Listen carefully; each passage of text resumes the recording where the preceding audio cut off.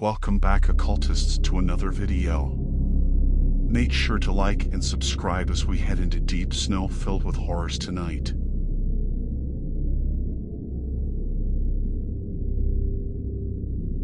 I never thought a Christmas party could turn into a living nightmare. I'm Alex, a college sophomore, and I was one of the few survivors of a night that was supposed to be filled with joy and celebration. The events of that evening still haunt my dreams, replaying in my mind like a horror movie stuck on repeat. It was December 24th, and our campus was abuzz with festive spirit. My friends and I decided to throw a Christmas party in our dorm. We had everything set up: decorations, snacks, and, of course, the centerpiece of any college party, the jungle juice. Little did we know that this concoction would be the harbinger of horror. The party started off great.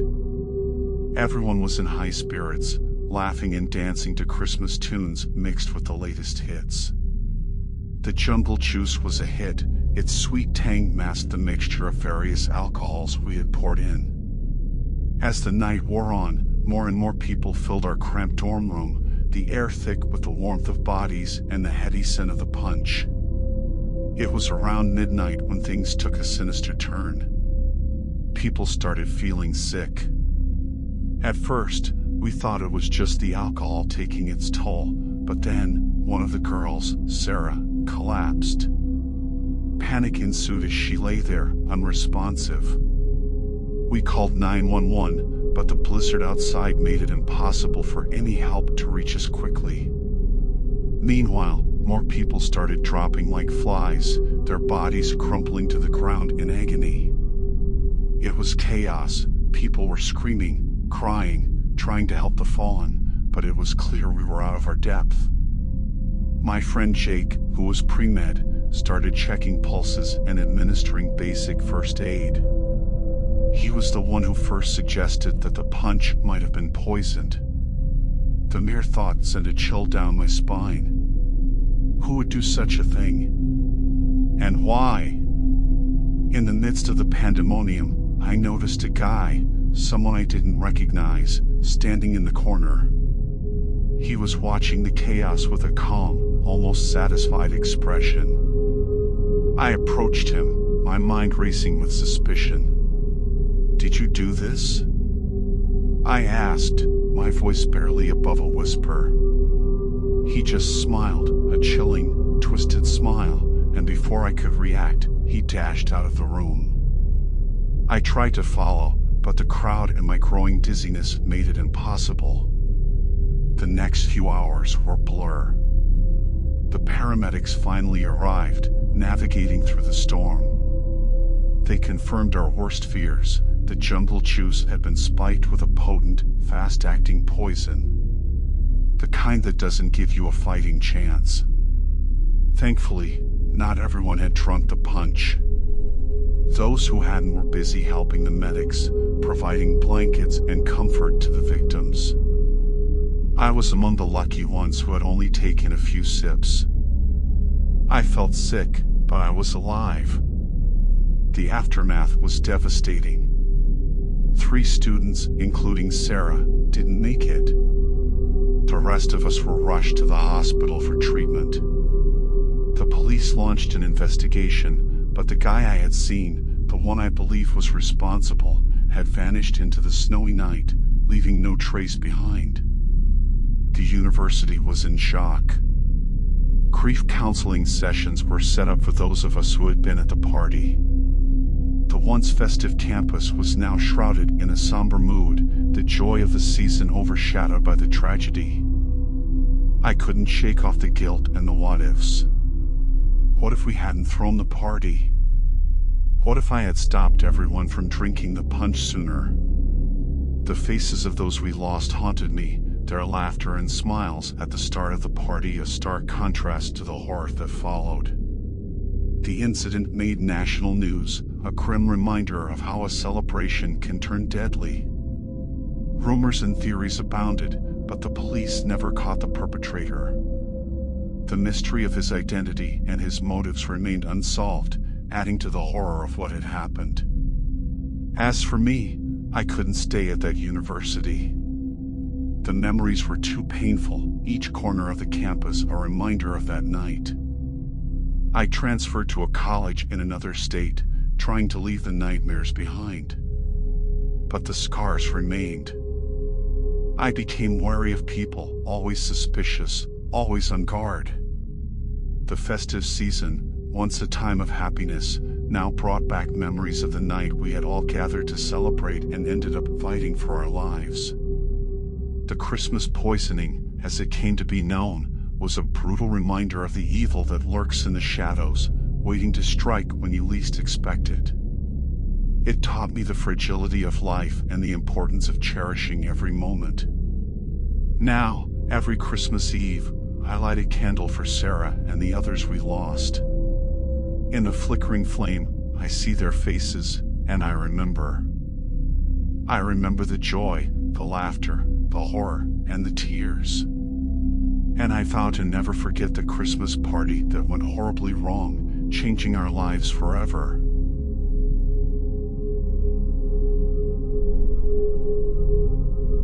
It was Christmas Day, a time when most people gathered around the warmth of their families, but not for my twin sister Ava and me. We're the Eerie Explorers, known for live streaming our exploration of abandoned buildings.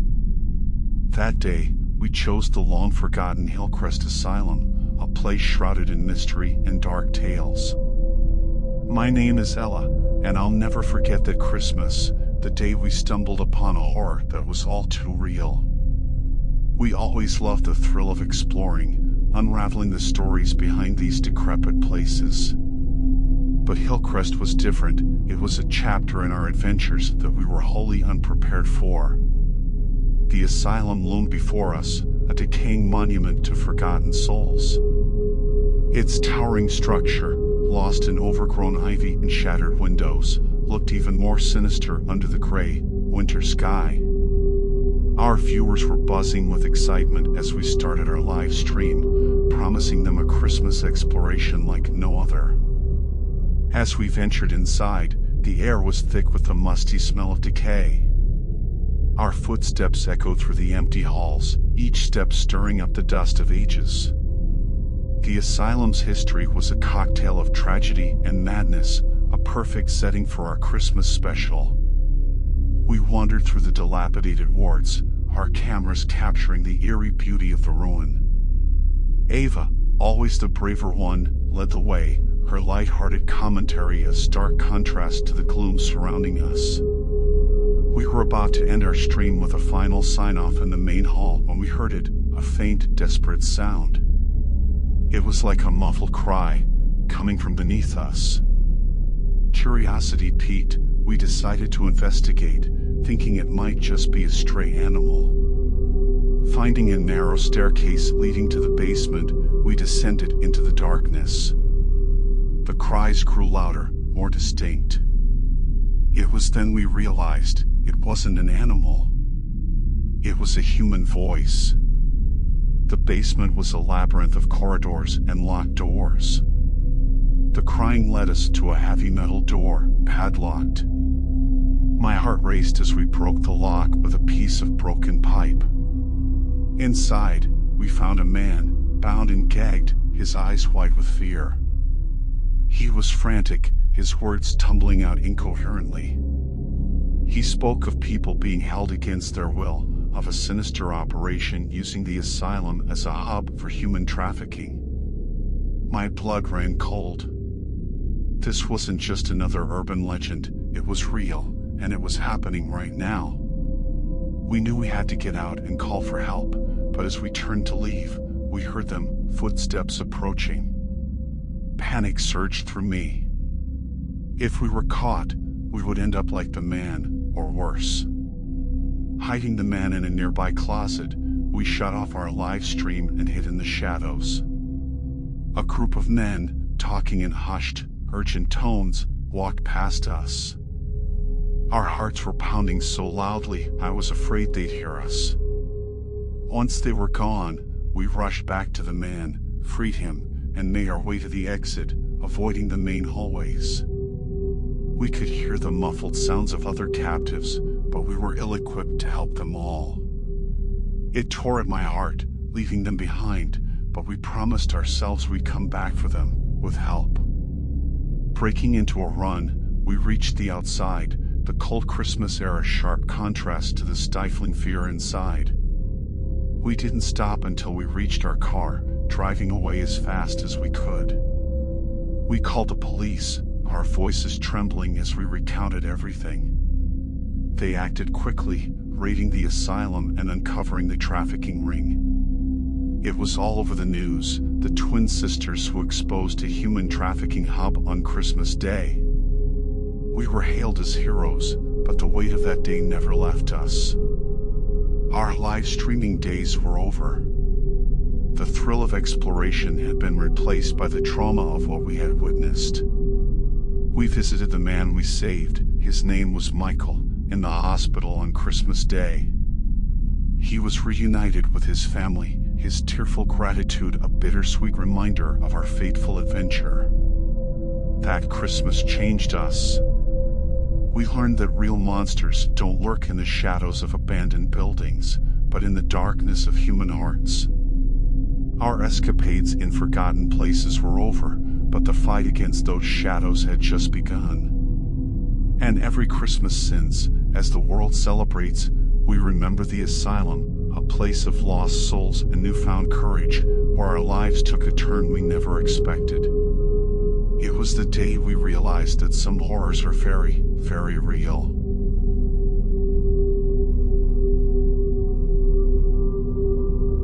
My name is Margaret, and as I sit in this cold, sterile room, gazing out of a barred window at a world I no longer understand, I grapple with a truth that's harder to accept than any ghost story. You see, I thought my house was haunted, but the reality was far more terrifying. The ghosts were in my mind. It started a week before Christmas. I lived alone in a quiet suburb, in the house where my husband, Daniel, and I had spent most of our lives.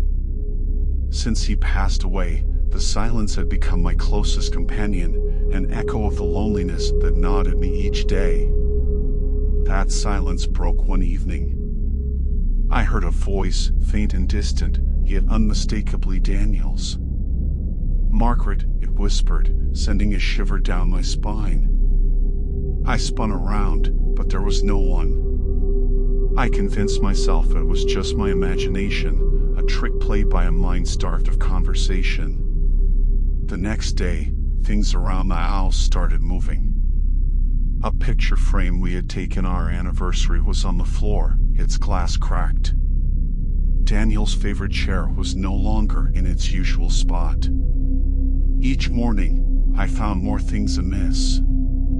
My heart pounded at the thought, was Daniel trying to reach out from beyond? I needed to share this with someone, anyone. I reached for the phone to call my sister, Ellen, but it rang endlessly with no answer. I tried my son, my daughter, friends, but no one answered. It was as if the world outside had ceased to exist. Nights were the worst. The whispering grew louder, a chorus of indistinct voices that filled the silent house. I couldn't sleep, couldn't eat. I just walked from room to room, searching for the source, pleading with Daniel to show himself. On Christmas Eve, the house felt alive. The whispers turned into discernible words. "Margaret, why did you let me go?" they accused. The air turned cold, an icy grip that tightened around my heart. Pictures flew off walls, books tumbled from shelves, and the lights flickered like Morse code from the afterlife. I couldn't take it anymore. I had to leave, to escape the haunting. I threw on my coat and rushed to the door, but it wouldn't budge. I was trapped, caged in this haunted tomb of memories and grief. I screamed, my voice a desperate plea that drowned in the sea of whispers. And then, darkness enveloped me, a merciful cloak that silenced the world. When I awoke, I wasn't in my house. The walls were barren, The air smelled of disinfectant, and my hands felt the cold touch of steel bars. A woman in a white coat sat across from me, a badge that read Dr. Simmons pinned to her chest. "Margaret, do you know where you are?" she asked with a gentle, yet pitying tone. I looked around, disoriented. This isn't my house. I need to go back. My house is haunted, and Margaret, she interrupted softly, "you're in St. Helena's mental health facility. You've been here since your family found you unconscious in your home. There are no ghosts, no whispers. It's your mind, Margaret. You're suffering from a psychiatric condition." Her words hit me like a wave, washing away the fragments of my haunted reality, leaving behind a naked, harsh truth. My mind had betrayed me, conjuring horrors from the depths of my loneliness and grief. The days Daniel and I spent, the love we shared, had twisted into spectral chains that bound me to a world that wasn't real. The voices, the moving objects, my family's silence, they were all creations of a mind that couldn't bear the weight of loss. As Dr. Simmons explained my condition, her words floated around me, a litany of medical terms that tried to rationalize my descent into madness. But what haunted me more than any ghost was the fact that my mind had become my prison, a place where the line between reality and illusion blurred. I think back to that week leading up to Christmas, to the woman I was, alone, haunted, lost in a labyrinth of my own making. And as I sit here, looking out at a world I can no longer touch, I realize the house was never haunted. It was always me, alone with echoes of a life that once was. The silence of the mental hospital is a stark reminder of the solitude that consumed me. My family visits, their eyes filled with a pain that mirrors my own. We talk, but the conversations are cautious, treading around the chasm that my breakdown has created. "I'm getting help," they say. Treatment, medication, therapy, words that promise a semblance of normalcy, a return to a life that no longer exists. But the hardest part is knowing that the ghosts I feared were never there to begin with. They were just echoes of a silent house, reflections of a mind shattered by loss and time. As Christmas approaches again, I find no joy in the festive songs that play in the common room, no warmth in the decorated tree in the corner. They are just reminders of a Christmas that never was, of a haunting that was all in my head. And so, I wait, a specter in a living world, haunted not by ghosts, but by the memories of a life that slipped through my fingers like grains of sand. The woman who lived in that quiet suburb, who heard her dead husband's voice, is gone. In her place is a shadow, lingering in the twilight of her own mind, still searching for a peace that seems just as elusive as the phantom she once feared.